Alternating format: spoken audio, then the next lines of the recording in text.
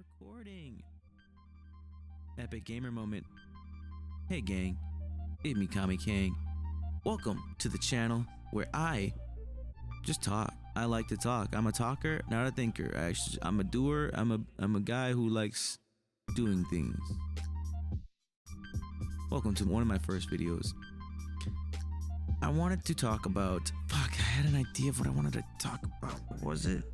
This is Kami Kang Reviews, by the way. This is where I review things. Kami Kang, my name is Kami Kang, by the way. What am I gonna review again? Oh yeah. Dating apps. Dating apps. I've used 3 apps versatilely. Is that a word? I've used them alternatively. I've used them alternatingly. I have a lot to talk about dating apps. One of the first dating apps I've ever started on was Tinder. Everybody starts on Tinder, right? It's the app that everybody talks about. The app that your mom says not to talk about. It's the app that talks a lot more before you use it.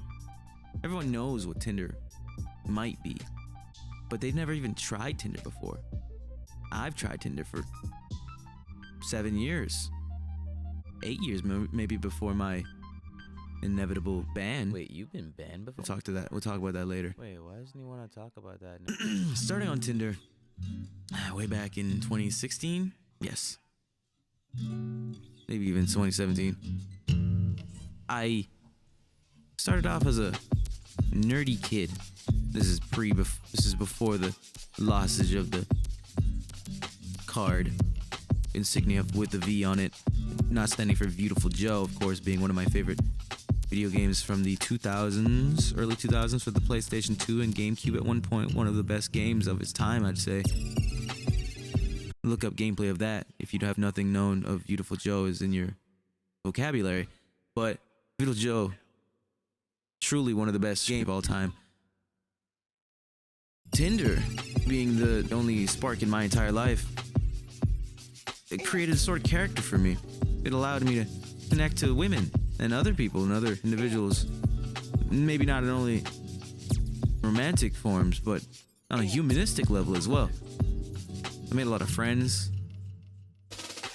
I don't think I have too many enemies from it, but I definitely have a history. Different characters I've created. From the start, I was okaying. I was that guy. I was the only person I'd ever known at the point. Then I ventured into other characters. I became Steve. Steve is cool. Steve is dope. Steve is a douchebag.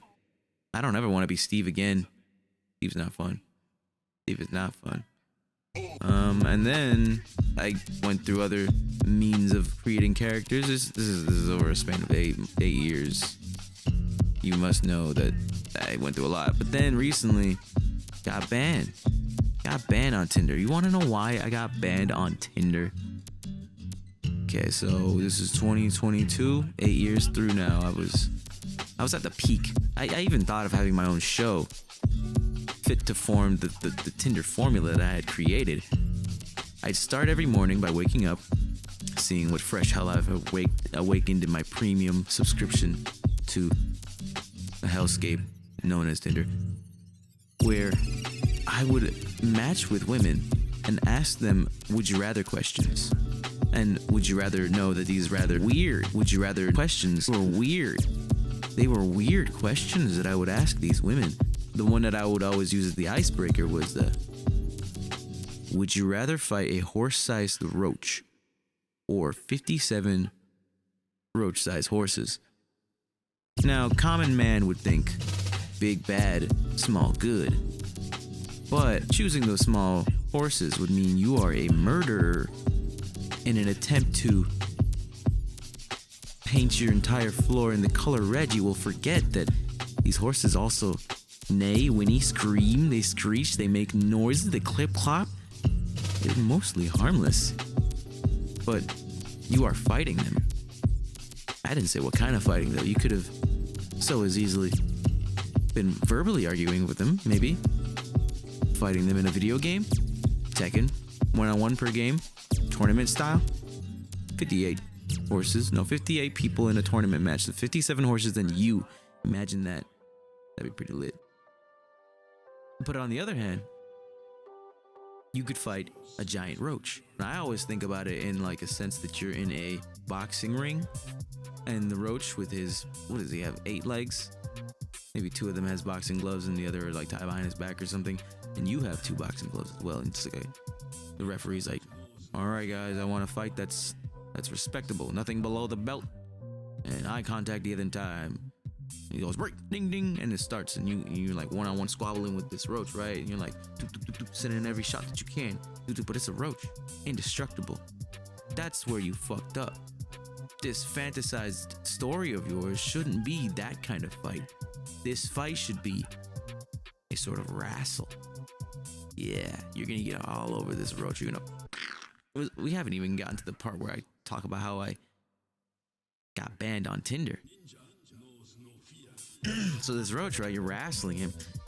Maybe you brought into the ring a lasso to wrestle with. You know what I'm saying? And you get the rope out while you're at your distance. It's like a Pokeball. You just wind it up, send the puppy a distance, catch it, wait. As he jiggles, he has to stop. And there you have it. You've got yourself a giant roach. I want to have a pet giant roach. This is me coming out and saying it right here. I was that guy who'd make fun of them, who if they said they wanted to do the tap dance on top of these mini-sized horses and hear the screeches, destruction, the sadness of these horses, you've missed out on an opportunity to have yourself a giant pet roach. Now, I understand it's a giant roach. It's disgusting. Those things live in garbages. They don't talk. They don't even pay bills. They don't even know the luxury of eating a Whataburger. No, actually, I think they do. They probably live in the dumpsters of my job. But these roaches, can you imagine riding one around town and not being fucked with ever again? I think of it like a car. Invisible boatmobile, but the opposite. Visible and not a boat. I could ride it around. Park it at the local Whataburger. Click, click, and it's locked. No one can get it.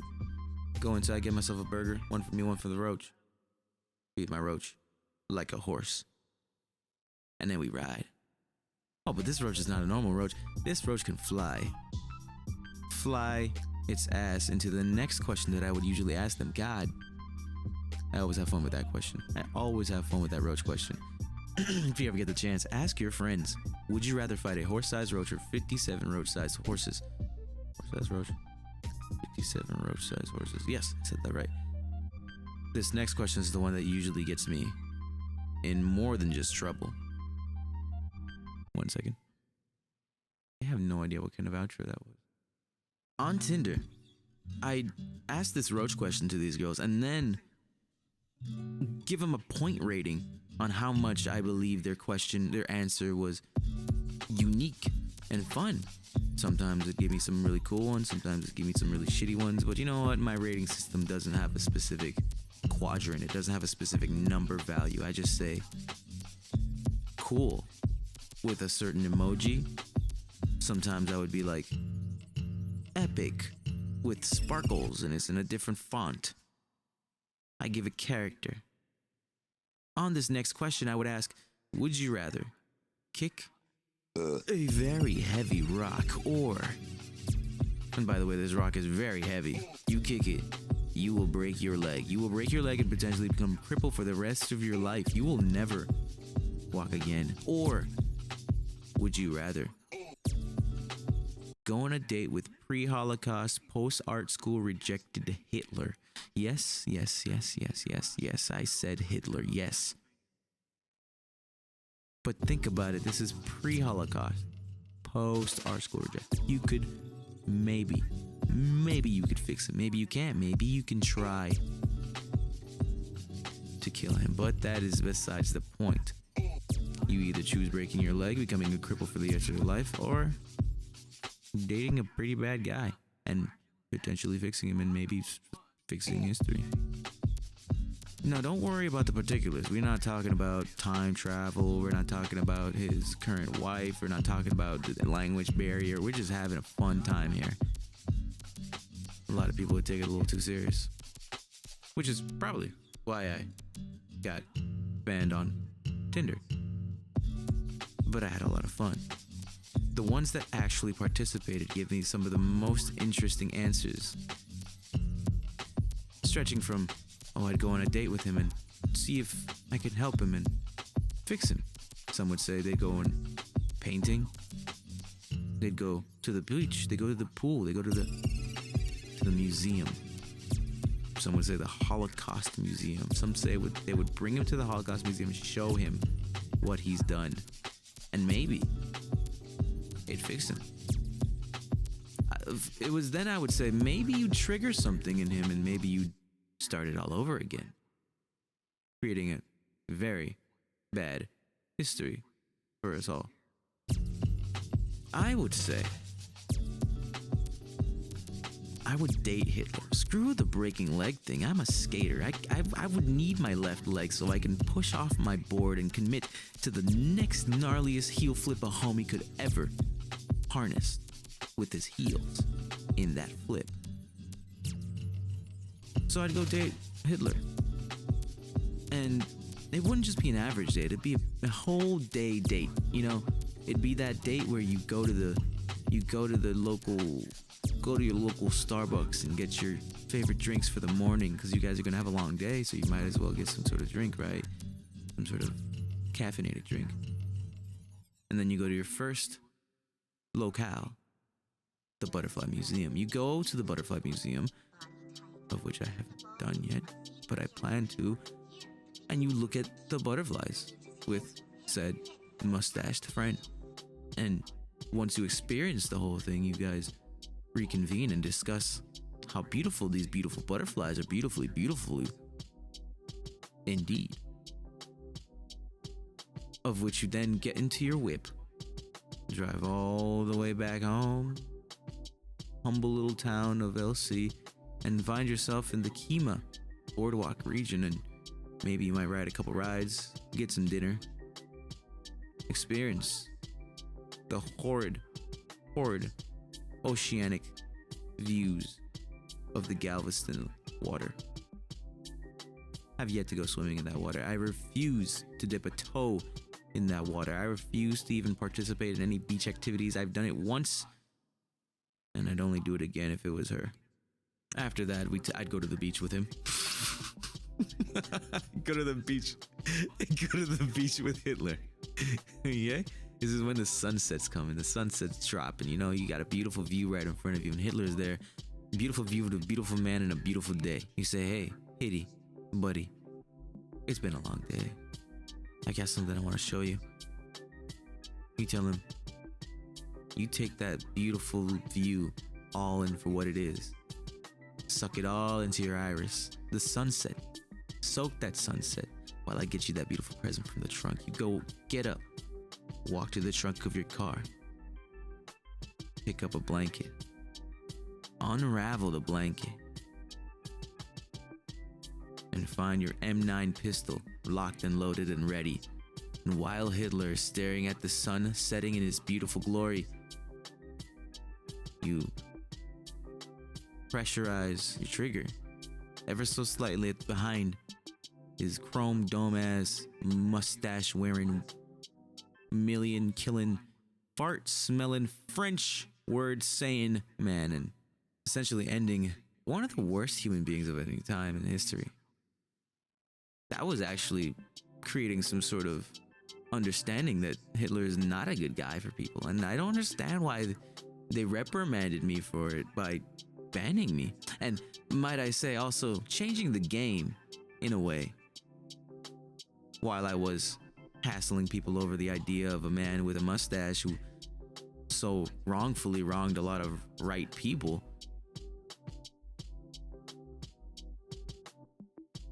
I do find it funny how every step of the way I was upping the game of Tinder. With my would you rather questions, I had a third one after that. This one, you know, we started with something extreme. We started with something maybe romantically revealing about ourselves. And then we'd finally reach on something financial in some way. I'd ask them, would you rather have $2 and be stranded in a city, or have $1 million and be stranded on an island? To which they would respond something as funny as, I definitely want to live in the city. Or $1 million on an island? Where is that gonna go? Besides the ocean, besides nowhere, besides not being used. At least not being used right. I say the island life is for me. Me being a 24-year-old man at this very moment of recording, I think a lot about my adolescence, my childhood.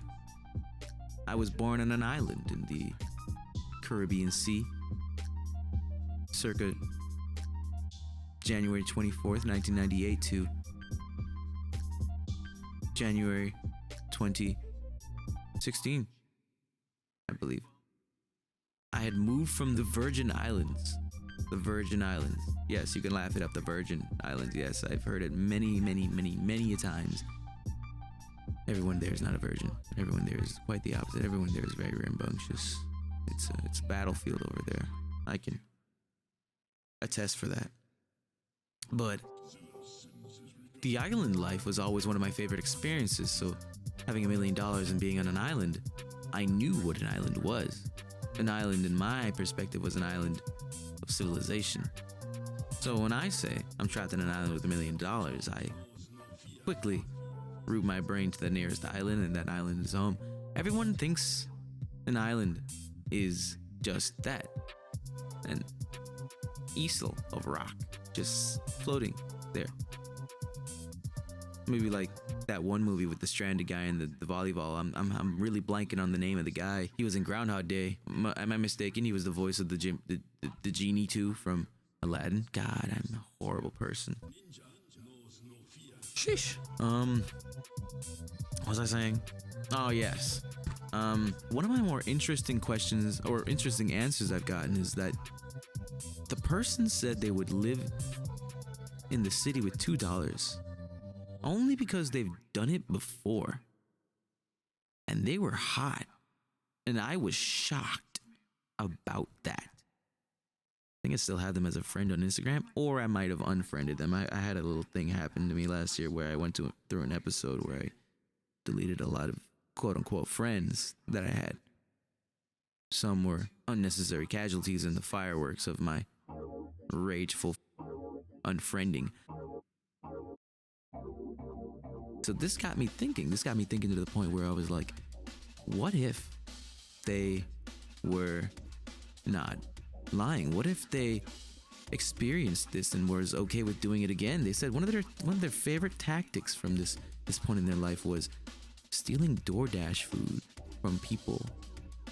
Like it was normal to them. And I'm not judging them in any way. I'm not saying they were a horrible person. I see nothing wrong with trying not to be hungry. I see nothing wrong with potentially stealing from the rich, who probably just said, oh my god, it might have been a raccoon, I'll just order another one. Or maybe they called up DoorDash and said, hey, fuck your driver, he stole my food. I don't know. I've never had that done to me. I live in Texas. I live in a pretty good part of Texas too. To the point where I thought about it. I was like, maybe I should keep my front door unlocked. That is not a thought that I had. It was quite the opposite. I do this thing where I get off topic so easily. Oh yeah. So I got banned on Tinder.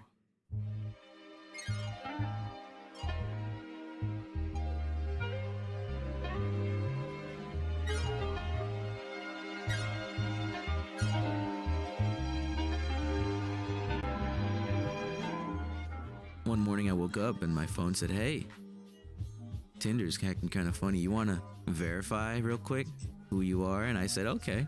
Shit, I mean, I know who I am. You're just a bot. I'll send you a picture. Took a screenshot of my face. Usually this verification takes maybe 2 minutes, 3 minutes, maybe even a minute on its own time. And I'll say, hey, you're good. Have fun swiping. This time, it took 1 minute, 2 minutes, 3 minutes, 5 minutes, 10 minutes. At this point, I was like, all right, I'll go brush my teeth. 5 minutes go by. I'm still not verified yet. Sitting in my bed, 20 minutes have gone by now. Nothing. I said, I'm getting kind of hungry. Let me go get some breakfast. Go to the kitchen, pancakes, eggs, bacon, hash browns. It's the usual. Get back to bed. Start eating. Looks at phone. At this point, an hour has gone by, and I still am not verified. I finish my food. I start watching YouTube. It's 12 p.m. Game Grumps is playing. I watch some Game Grumps. Not sure what the episode was, but I know for sure as heck I laughed at least one time. And one time I checked my phone during that, I was not verified. By the end of the video, I was getting worried. It's at this point I picked up my phone and for the last time, opened up Tinder. I was banned. No reason, just said, you've been banned. I was sad. I was concerned. I was confused. All this hard work, this empire I was building. Not only was I making friends, but I was making followers on Instagram. I was... I didn't tell you what kind of reward I would give these people after my game show ass type Tinder experience. I'd say, wow, here's a reward. Drum roll, please. My Instagram.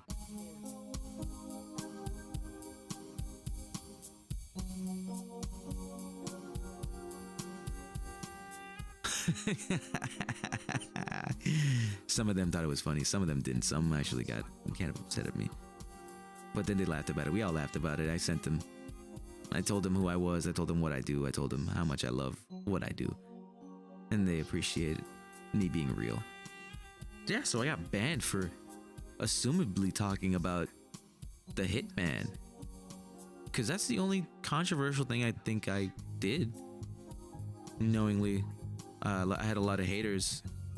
Not through that experience, but just because of what I said during that experience. Nothing like vulgar or anything. It was I guess the mere mention of the million Jew killer man himself. People assumed some screws were loose, and instead of asking me if I was okay, they just decided to hit report button.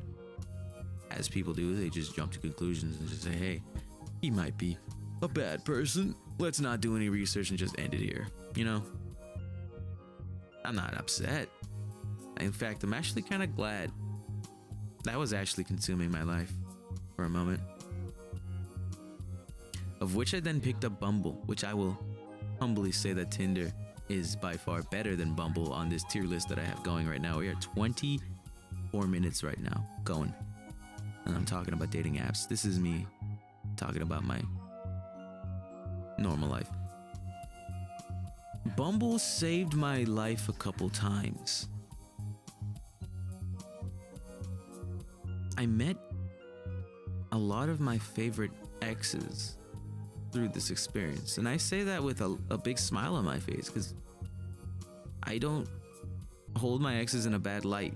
I consider my exes people I respect because it's weird.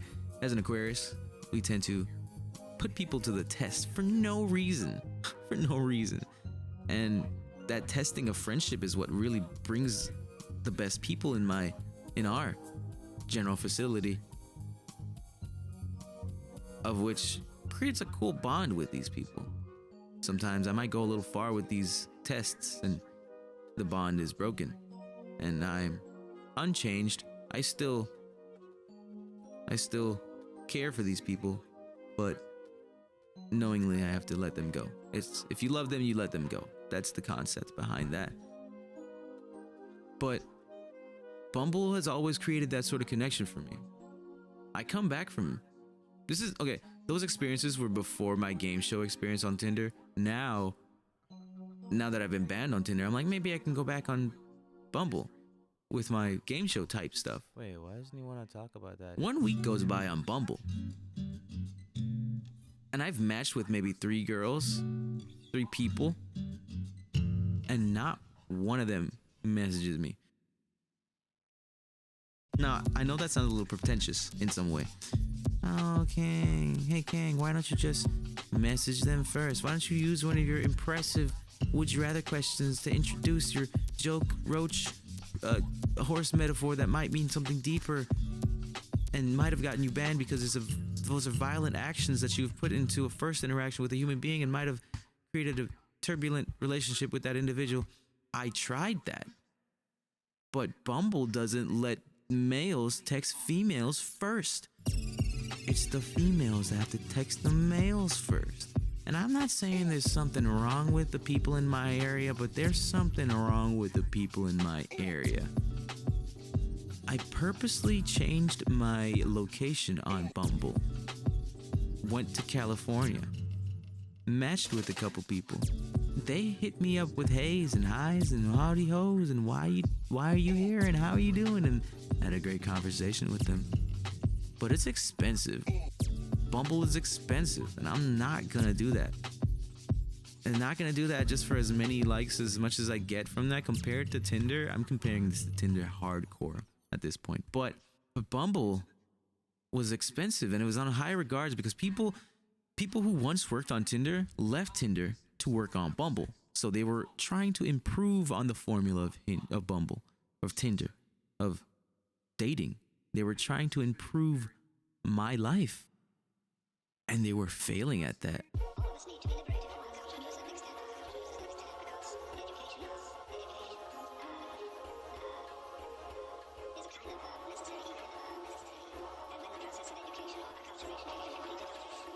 I was paying for that, and I was like, no. So living in this area, no one texting me, no one saying anything, no one actually interacting with me, had me thinking I was weird or something, or just I wasn't doing anything right. I deleted the app. Bumble's not my thing.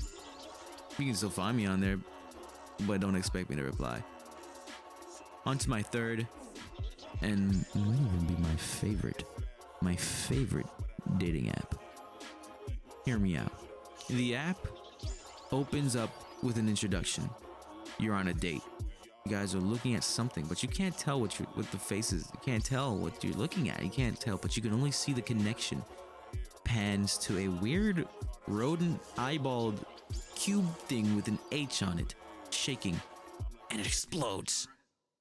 The app is Hinge.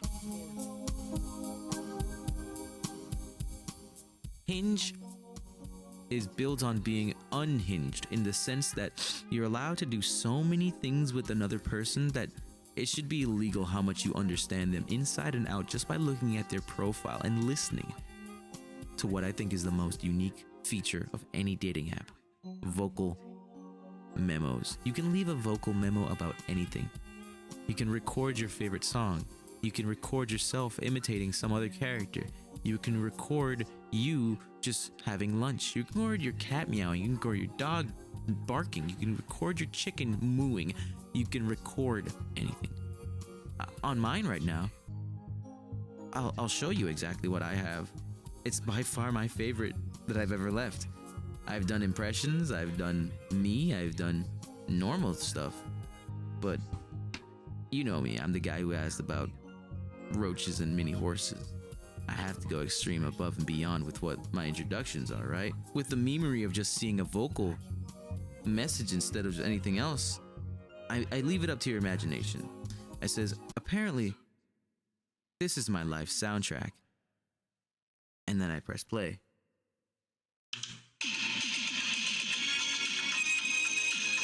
Now, for copyright reasons, I'm not going to keep playing that. Maybe that was too much and I'm going to have to cut out some audio from that. But understand that even if it doesn't get me any attention, the fact that I have that there and I have rickrolled maybe 10 people per day, that brings a smile to my mind before I go put my mind to rest in my mind room, in my mind dome, in my mind. I love Hinge. I could match with a girl purely because she said the word one and peace in the same sentence. I like Hinge because a lot of your pictures could just be rambles of nothing, but because you've left 3 messages of words that describe your favorite sandwich from Subway. I like Hinge because when you match with someone, not only can you send them another voice memo, you can also just send them words. I don't like Hinge for the fact that I can't send GIFs. Now, GIFs are dope. Tinder, you can send a GIF. Bumble, you can send a GIF. Hinge, I like to think of Hinge as dating on hard mode in the sense that it's easy to match, but hard to continue. And the hard to continue part is why I like this Dark Souls-esque fascination of mine. Now, in Dark Souls, you can die over and over and over, and then you can come back and try again. On Hinge, it's very similar. You can strike a conversation with someone and brutally fail in that conversation, but then you can come back. Nani desu ka? Yeah, no. You can do that on any other dating app, but for some reason, this app specifically, its limited options of connecting with people allows it to be more unique in that sense. I've found ways to be more unique in the sense of its limiting ways of approaching. Your only options are words, emojis, and voice memos. So I'll mix it up sometimes. Sometimes I might match someone based purely on one emoji I sent. They might have said something I agree with and I send them a fax machine. What does that mean? Fax 100. If they didn't understand that, sometimes they're bold enough and they might question it. They might be like, fax machine? And I'll be like, yeah, fax. Explaining the joke. Also allowing them to take one of my favorite jokes. I might just send them a single word. And maybe they won't reply, they might match, and I'll be like, all right, I'll send them a voice memo. I'll send them maybe my would you rather question. I'll send them an introduction of who I am. I'll send them me in my backyard with my cats chilling and they hear a couple meows maybe. Send them me making breakfast. Send them me on the toilet. That, but they don't hear anything besides the echoes of my voice in the bathroom. They know that it's a toilet and it's hopefully funny to them. Those still haven't replied, so maybe they're not that funny as I think it is, but that's just my humor. I have a lot of matches on Hinge, and I'm okay with that. I think it's because I like the layout of Hinge. It's so versatile in its simplicity. It's white and black, and every other color you see is the uniqueness of anyone else. And anything premium, anything of noteworthy information is a sort of pastel purple. Pastel purple being a pretty popular color. I like Hinge, and I really hope that I can get a date out of Hinge and maybe use Hinge to its fullest potential. It's advertised as that app that allows you to connect with another person and potentially destroy this app in the end and never come back. Never come back. Because both of you deleted this app. Both of you have made a sort of commitment. Sounds familiar? Might even call that a sort of marrying to an idea. You've both come to a conclusion together. I have yet to experience a single physical date out of Hinge. I think the problem with Hinge for me, as much as I love it, is the fact that I love it too much. I love the concept. I love the chaos. I love the people I've met. I love what I've learned. I love the people I've started real relationships with. Like, not like romantic relationships, but I've genuinely have connections with some of these people, and I talk to them on a daily basis. Sometimes I vent to them. They're my therapist. I think I have an attachment to Hinge. I'm hinged to Hinge. And that's why it's called Hinge.